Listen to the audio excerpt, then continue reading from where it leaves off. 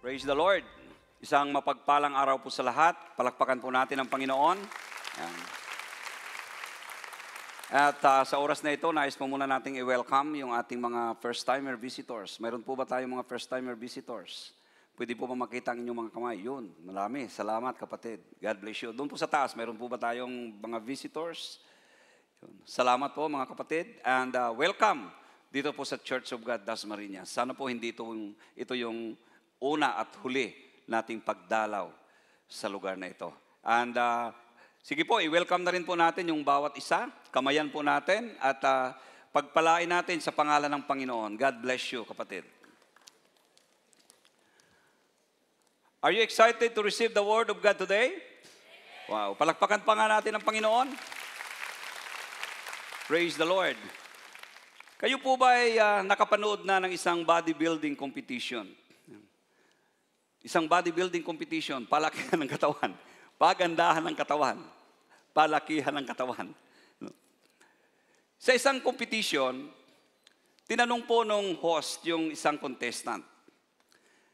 Ang sabi po nung host, why do you develop those muscles?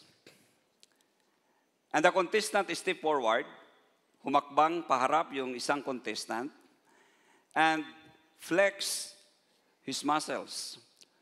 Pinakita niya yung kanyang chest, magandang chest, pinakita niya yung kanyang abs at yung mga iba't ibang parts ng kanyang muscle. And the host continued asking the question, how do you use all those muscles? Again, the contestant made a series of flexing of his muscles. And the audience applauded. Pinakita niya yung kanyang biceps, yung kanyang triceps. At palakpakan po yung mga tao. What are the purpose of your muscles? Why do you develop those muscles? The host persisted. At this point of time, there was a moment of confused embarrassment, as the bodybuilder cannot answer the question. He didn't have an answer to the question of what those muscles are for. Hindi niya masagot yung tanong kung para saan yun. Today, I believe that this question is a good question for all of us Christian. Itong tanong na ito ay magandang katanungan din para sa ating lahat. Sa lahat po ng mga Kristiyano. What is the value? What is our value and purpose as a Christian? Ano yung value and purpose natin as a Christian? Alam po ba natin yon? What I know is, I am a Christian. But what is my value and purpose? What are we good for? And what is the use of our faith? Para saan yung aking faith? Para saan yung aking pananampalataya? Today, the Bible will tell us about our value, our worth, our purpose, and even our identity, who we are. Sino ba tayo? Ano ba tayo? Now, let me bring you to Matthew chapter 5, verse 13 to 16. And it says, you are the salt of the earth. But if the salt loses its saltiness, how can it be made salty again? It is no longer good for anything except to be thrown out and trampled underfoot. You are the light of this world, of the world. A town built on a hill cannot be hidden. Neither do people light a lamp and put it under a bowl. Instead, they put it on its stand, and it gives light to everyone in the house. In the same way, let your light shine before others, that they may see your good deeds and glorify your Father in heaven. Tayo po'y sandaling yumuko at tayo po'y manalangin. Panginoong Diyos na makapangyarihan sa lahat, salamat po sa oras na ito. Panginoon, Ikaw ang sadya namin sa lugar na ito. Panginoon, today, it is not all about us, but it is all about you, about your presence in this place. Nais naming maramdaman ang presensya mo sa oras na ito, Panginoon. Dahil sa presensya mo kami lumalakas. Dahil sa presensya mo, Panginoon, kami nagkakaroon ng kapayapaan. Panginoon, maraming salamat. At sa oras na ito, Panginoon, patuloy niyong saliksikin ang laman ng puso namin. Patawarin niyo kami sa lahat ng aming mga nagawang pagkakasala. Linisin niyo kami at gawin niyo kaming karapat-dapat sa inyong harapan. Lord, today, through your word, minister unto us. Speak to us, Lord. Speak to our heart. Kausapin niyo po kami sa oras na ito, Panginoon. At katagpuin niyo po ang bawat isa sa amin. Panginoon, pagpalain niyo po ang gawain ito. Pagpalain niyo po ang bawat isa. Ito po ang aming dalangin sa pangalan ni Jesus. Amen. Amen. Palakpakan po natin ang Panginoon. Praise the Lord. Napakaganda po yung pag-uusapan natin sa oras na ito. And two of the very familiar metaphors, ibig sabihin, figure of speech, used to describe Christians as salt and light. Ganito po dinidescribe yung Christian. Ganito po dinidescribe ng ating Panginoong Hesus yung bawat isa sa atin. So what does it mean to be salt and light of this world? Ano pong ibig sabihin dito ng Panginoon? You are the salt of the earth and you are the light of this world. Ano bang nais iparating sa atin dito ng ating Panginoon? God wants us to be an influence.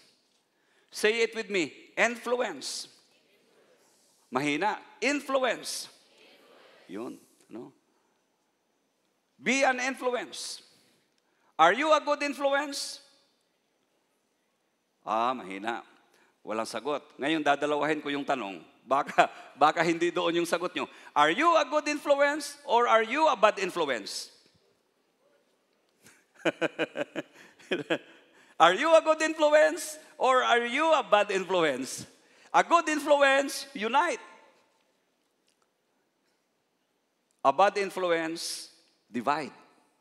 Yung bad influence, mahilig sa mga chika-chika yan eh.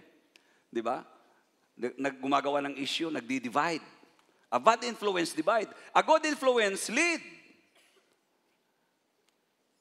A bad influence, mislead people. A good influence, shine. Katulad ng katabi mo, nagliliwanag. Tingnan mo kapatid, hindi mo napapansin. O, maliwanag oh. Nakaka-encourage ba yung katabi mo? Church, nakaka-encourage ba yung katabi mo? Oh, yun, palakpakan natin ang Panginoon. Salamat sa katabi mo. Nagkaroon ka ng encouragement sa oras na ito. So, good influence, shine. Bad influence, fade or darkens. Now, let me ask you again. Are you a good influence? Are you a good influence? Amen. Sige po, palakpakan po natin ang Panginoon. Hallelujah. So in Matthew chapter 5 verse 13 to 14, sabi diyan, you are the salt of the earth and you are the light of this world. Napakalinaw, napaka-direct yung pagkakasabi ng Panginoon sa bawat Kristiyano, sa bawat believer, sa bawat mananampalataya. You are the salt and you are the light of this world. Kung papansinin po natin yung grammar, the emphasis of the grammar, the focus of the grammar is you and you alone. Wala nang iba. Kaya pakisabihan yung katabi mo, ikaw yun. Ikaw din yun, sabihin mo rin. So walang ibang tinutukoy po dito, kundi yung mga Kristiyano. Yung mga nagsasabing sila'y anak ng Diyos. Yung mga nagsasabing tumanggap sa Panginoong Hesus bilang kanyang Diyos at sariling tagapagligtas. You are the light of this world and you are the salt of the earth. Wala nang iba, ikaw to. And bakit ganito tayo dinidescribe ng Bible? Bakit ganito tayo dinidescribe ng ating Panginoong Hesus? Dahil ang dalawang ito, both can influence. The salt and the light can influence. The salt enhance the flavor of the food. Sumasarap, lumalasa yung pagkain pag nilalagyan ng salt. Di ba? It enhances the flavor. The light conquer darkness. The light invade darkness. So both are agent of change.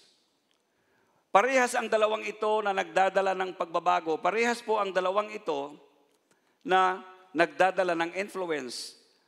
At walang ibang tinutukoy po dito ang Panginoon, kundi ikaw at ako. You are the salt of this earth and you are the light of this world. Palakpakan po natin ang Panginoon.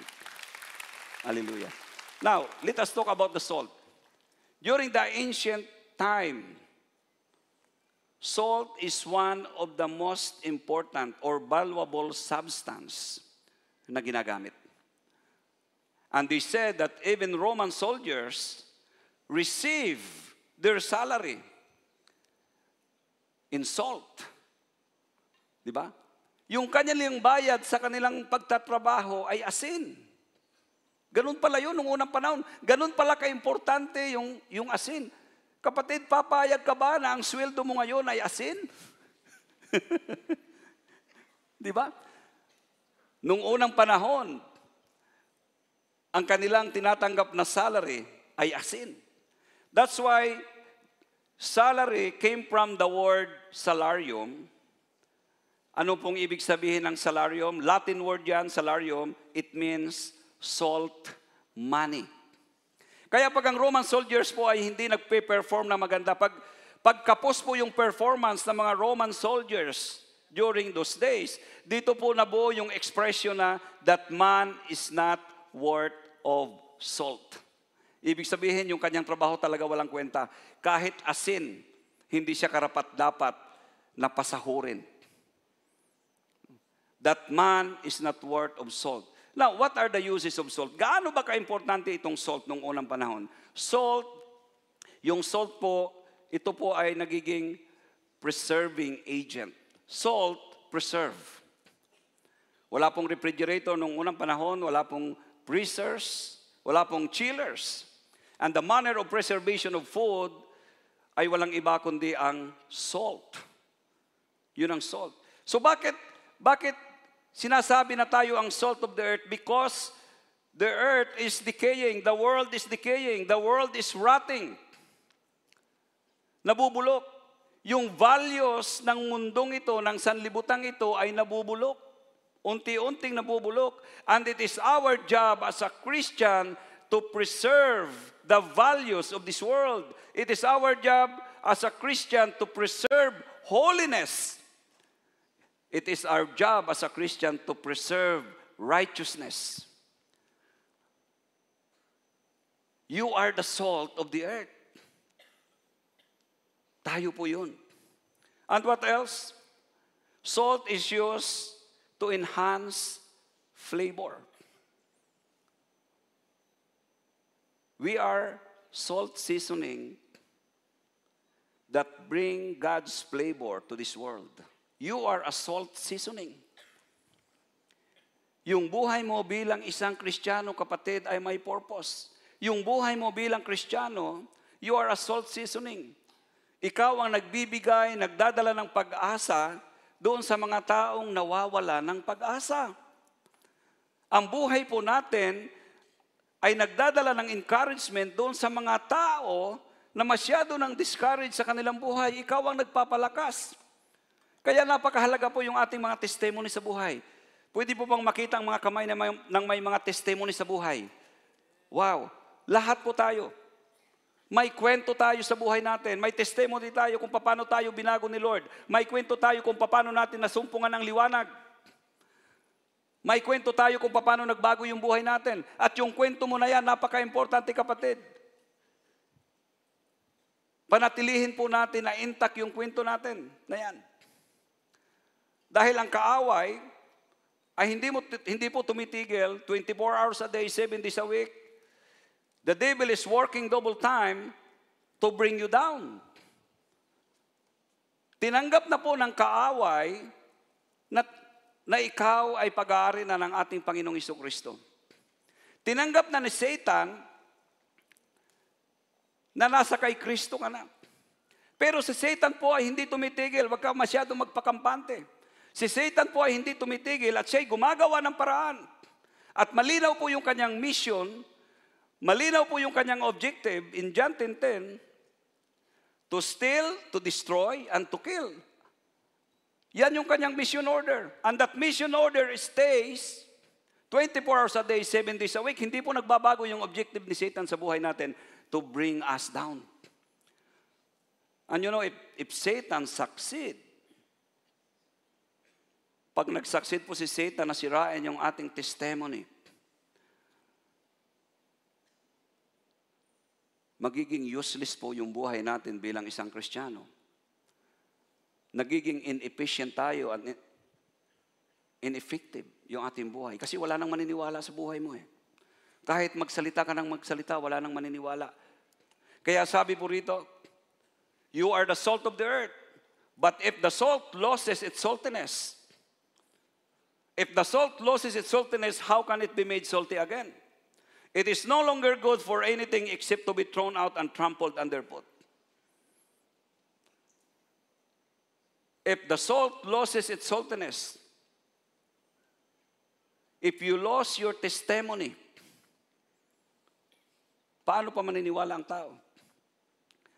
Kala niyo po napaka-importante na yung ating buhay as a Christian, we have to keep intact our testimony, kapatid.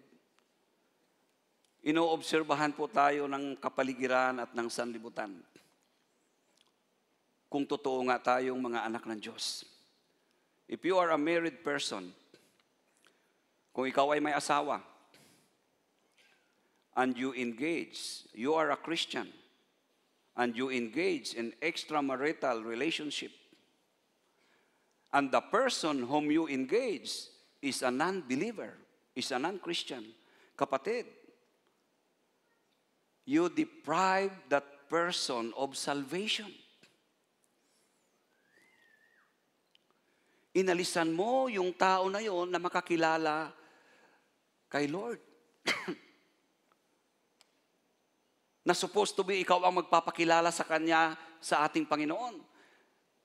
Kung ikaw naman ay binata, wala kang asawa, and you engage in premarital sex or fornication,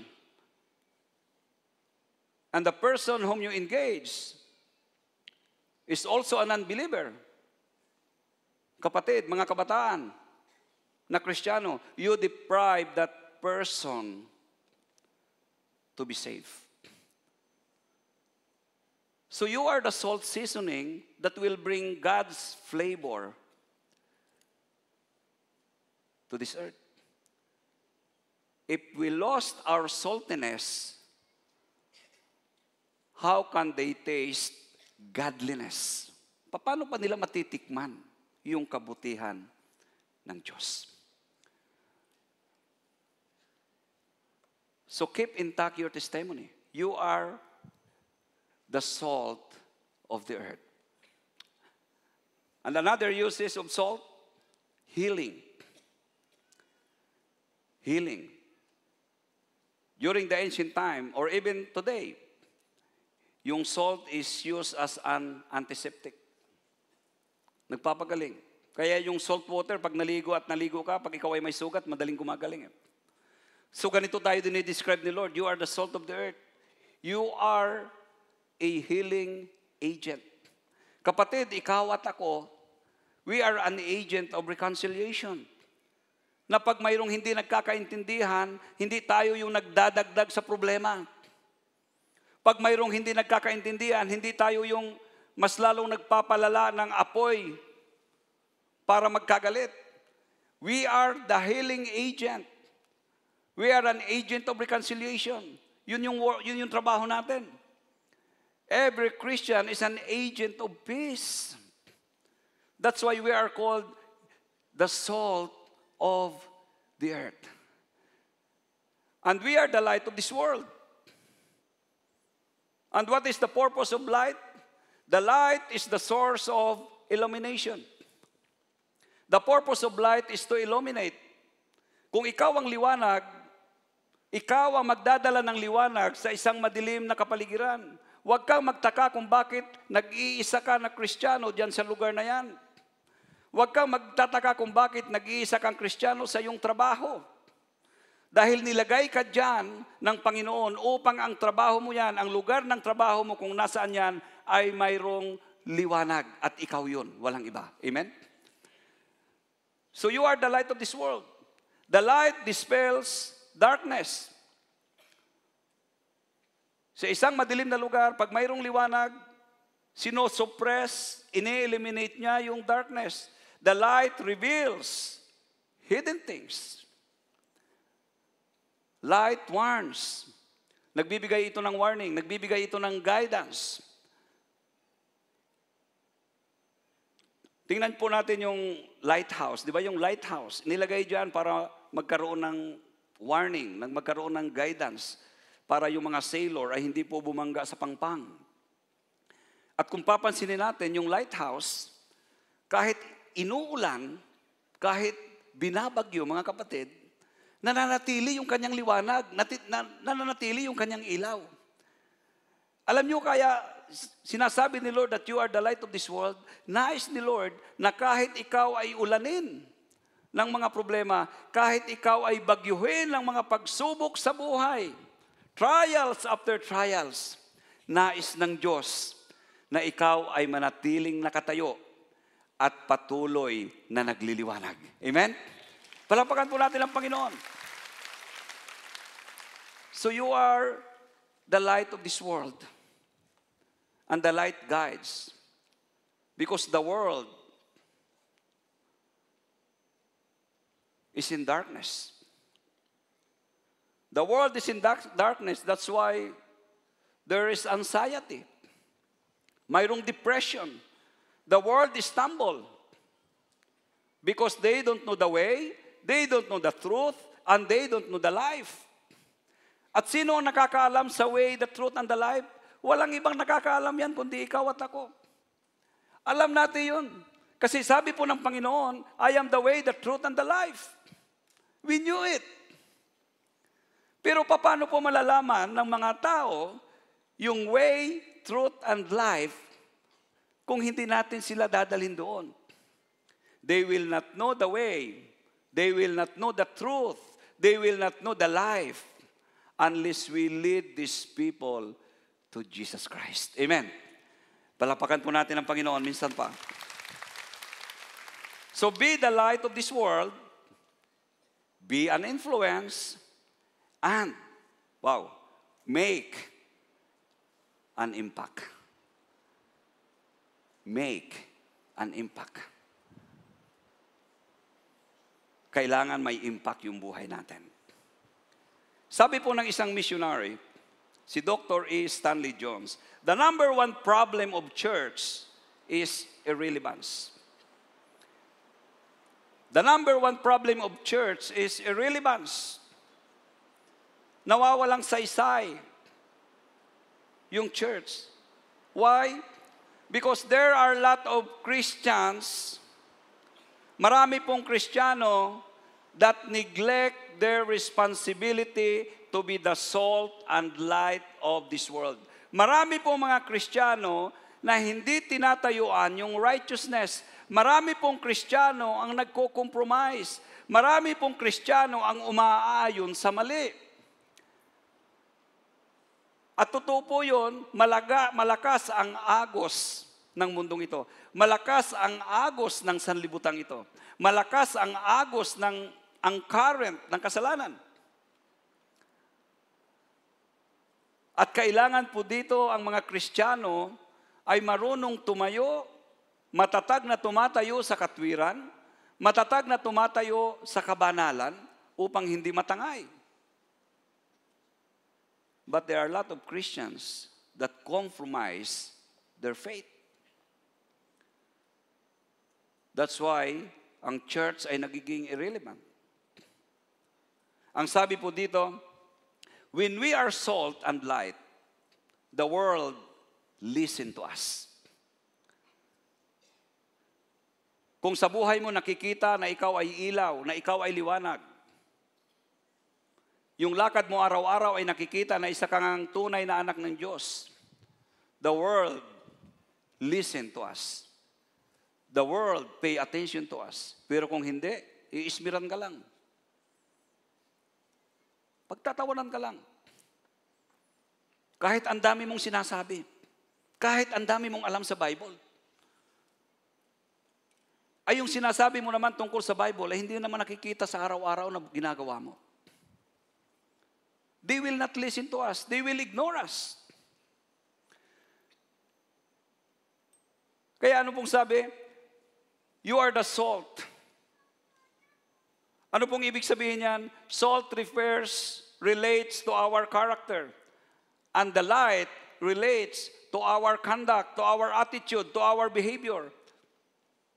So if we have the right character, if you have the right conduct, if you have the right attitude as a Christian, you can make impact to this world.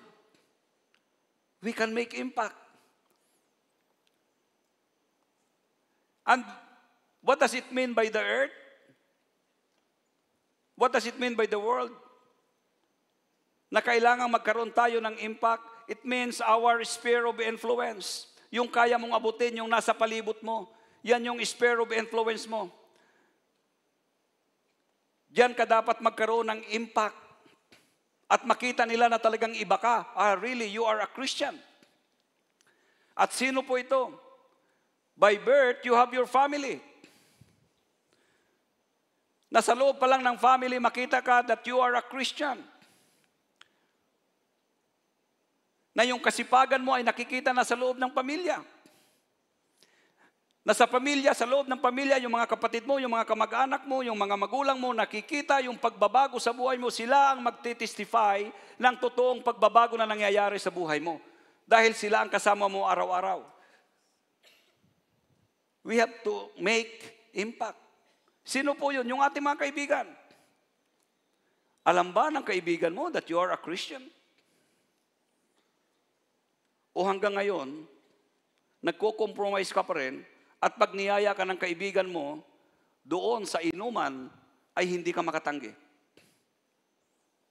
Alam ba niya na ikaw ay Christian? Can you say no? Because you are a Christian? Hello? We have to make an impact. At yan yung ating spheres of influence. Our relatives. Alam ba ng kamag-anak mo that you are a Christian?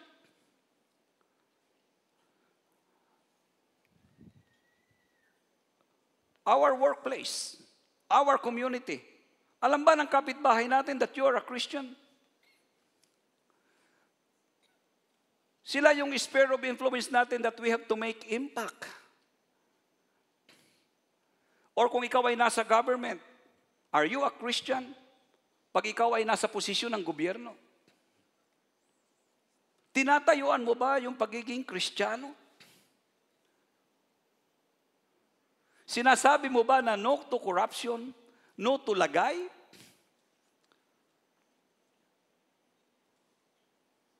That is your sphere of influence. Yan yung world, yan yung earth that we have to make impact as a Christian. And how to make an impact? Paano? Go for an extra mile. Ano pong ibig sabihin ng go for an extra mile to make an impact? Doing more than what is required. Kung ito yung requirement, you have to do extra mile. Susubrahan mo yon. Alam niyo po, the expression extra mile came from the Bible. Ginagamit yan sa mga corporate, sa mga training. Go extra mile, go extra mile. Di ba? Parating po kang bibigyan sa workplace. You have to go extra mile. But actually, this expression came from the Bible. Sabi po dito, in Matthew chapter 5, verse 41, if anyone forces you to go 1 mile, go with them 2 miles. At bakit mayroong ganitong expression? Alam niyo po, nung unang panahon, during the time of Jesus Christ, yung mga Roman soldiers, kalimitan ang tagabuhat po ng kanilang mga mabibigat na bagahe ay yung mga Hudyo. At yung mga Hudyo po ay hindi makatanggi. Kahit sabihan sila ng mga Roman soldiers na buhatin mo itong mga baggage na ito for 1 mile, hindi po sila makakatanggi. They have to follow the command. Kaya ang Panginoon nung siya'y nangangaral, sabi niya sa kanyang mga disciples, sabi niya sa kanyang mga follower, you want to be different? Gusto mo bang iba ka sa kanila? Do you want to make an impact? Anong sabi ng Panginoon? If anyone forces you to go 1 mile, go with them 2 miles. Di ba ang galing? Gusto mo maging iba ka eh. So yung gagawin mo, hindi normal. Go extra mile. Go extra in your performance. Ano man ang ginagawa mo na kailangan yung performance, go extra in your performance. Ano man ang ginagawa mo. O halimbawa, kung ikaw ay nagtatrabaho. Because we believe that our job, our work is a gift from God. Amen po ba? Your work is a gift from God. Pinag-pray mo yan. So what is required? What is standard? You have to work 8 hours a day. Do you want to go extra in your performance? Work 10 hours. Work 12 hours. Be hardworking. Mahirap ba yun? Well, if your purpose is to be different, if your purpose is to influence your coworker, you have to do that. If your purpose is to make impact, you have to report to work on time. You don't have to be late. So go extra in your performance. Pag ikaw naman sa bahay, isa kang anak na Kristiyano, ikaw ang tagahugas ng plato, you have to go extra in your performance. Ay kahit ang inassign lang sa'yo ay yung paglilinis ng plato, kapatid. Gusto mong ma-impress yung kapatid mo? Gusto mong ma-impress yung tatay mo? Gusto mong ma-impress yung nanay mo? Pati CR, linisin mo. Pati yung bakuran, linisin mo. Because you want to be different. Amen?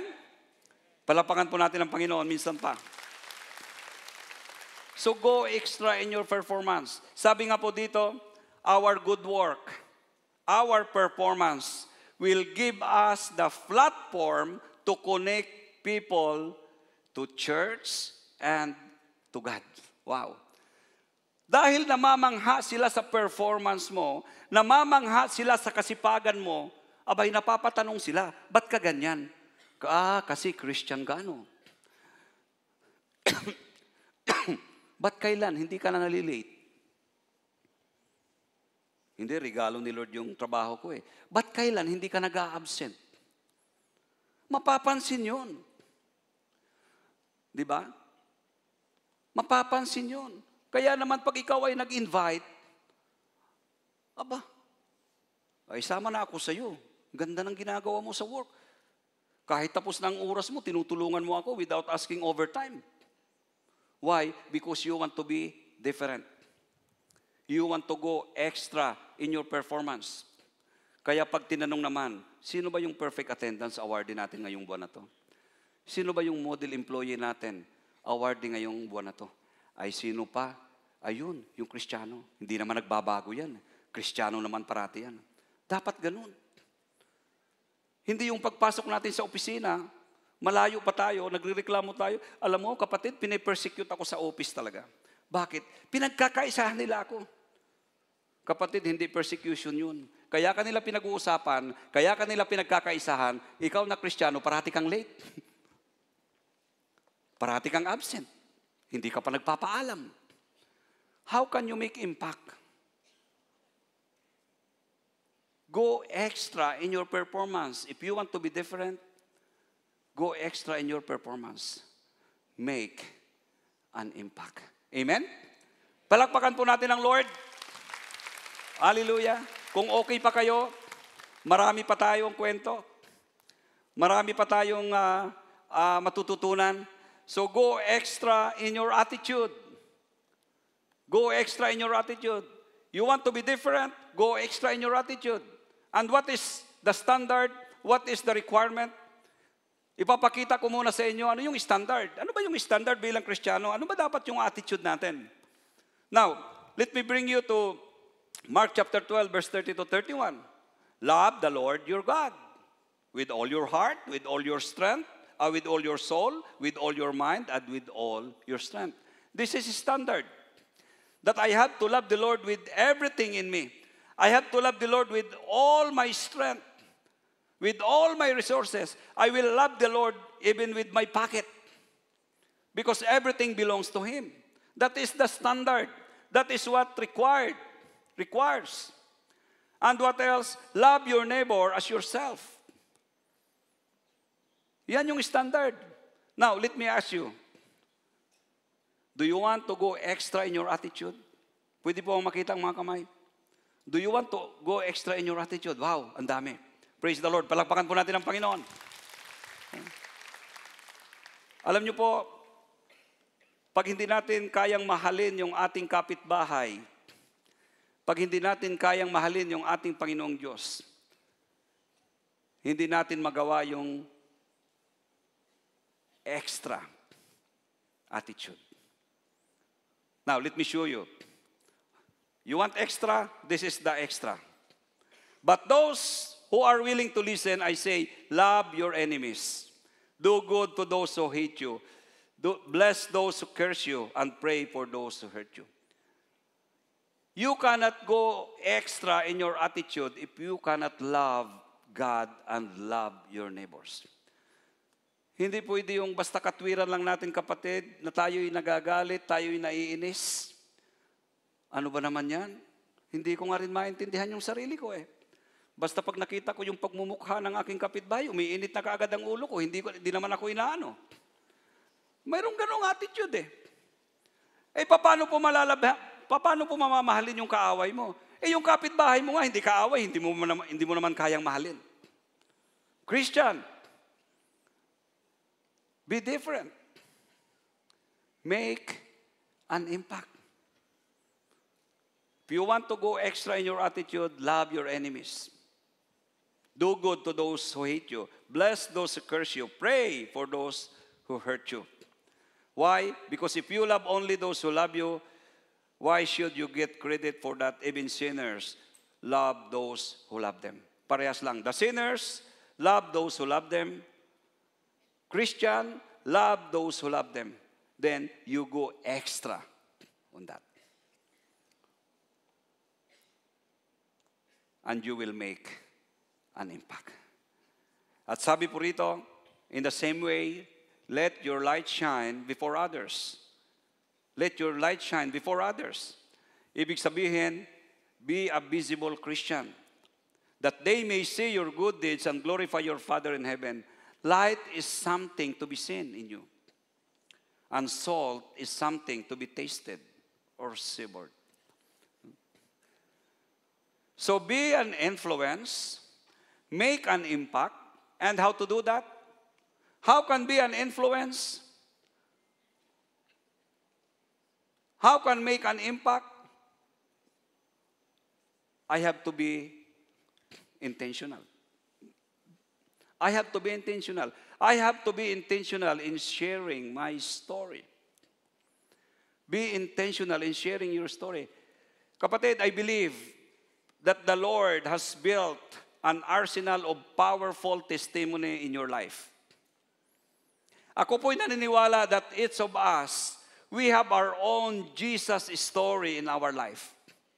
We have our own testimony sa buhay natin. May kwento tayo kung paano tayo binago ng Panginoon. May kwento ka kung paano ka pinagaling ng Panginoon sa iyong karamdaman. May kwento ka kung paano inayos ni Lord yung wasak na buhay mo.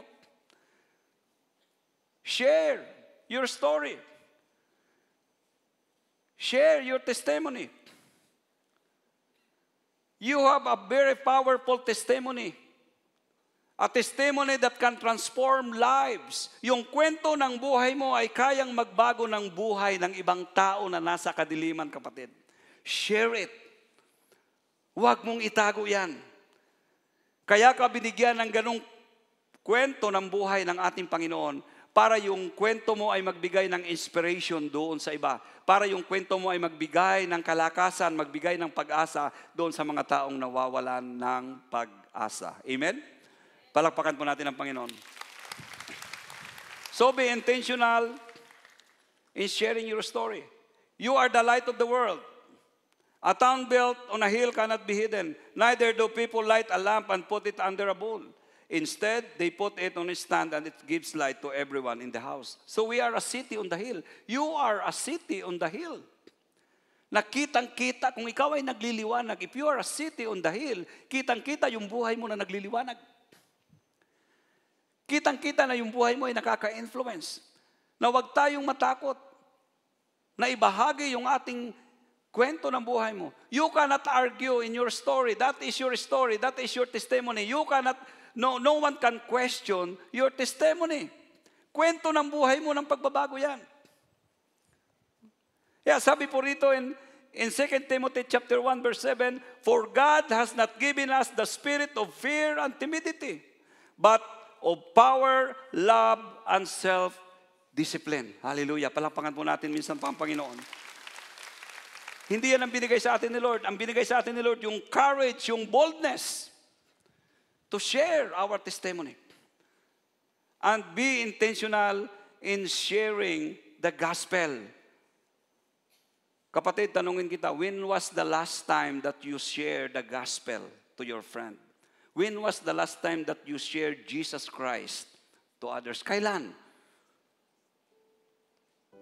Bilang Kristiyano, kailan mo ginampanan yung responsibility mo to share the gospel of Jesus Christ?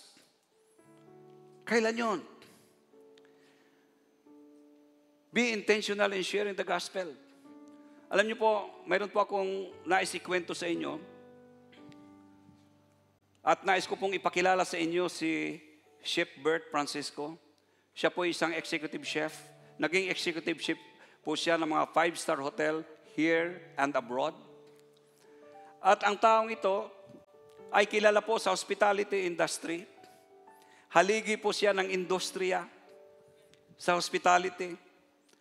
And napaka-successful po yung kanyang career sa hotel. Siya po ay businessman and an educator. He founded the Center for Advancement Training in Food and Beverage Services na nagbigay ng opportunity sa mga least fortunate para sila'y makapag-aral ng culinary at magkaroon ng kanilang future. Some are free. Ang dami pong natulungan ng taong ito. Ako po mismo ang magpapatunay. Do hindi kami magkakilala talaga. Kasi siya po yung aming founding president ng Hotel and Restaurant Chefs Association of the Philippines. At hindi lamang po yun. Siya po ay napakarelihiyosong tao. Siya po ay officer ng kanilang parish church, pastoral council. A religious person. A person with many accomplishments in life. Yan po yung kanyang foundation ng kanyang buhay. At siya po'y naniniwala na marami siyang natulungan. Siya po'y naniniwala na matuwid siya. Tama yung kanyang ginagawa. Pero alam niyo po, dumating minsan sa kanyang buhay, everything, yung kanyang foundation in life, yung kanyang material foundation in life, ay kumulaps. Bumagsak as in bagsak lahat. Bagsak. Pero hindi naman siya nawasak. Bumagsak lang lahat.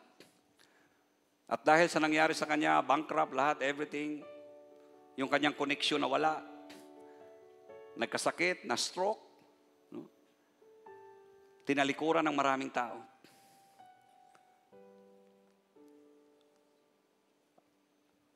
At nang siya po ay pinuntahan ko, siya po ay ayaw na ng Diyos. Kini-question niya ang Diyos. Panoorin natin ang maiksing video na to.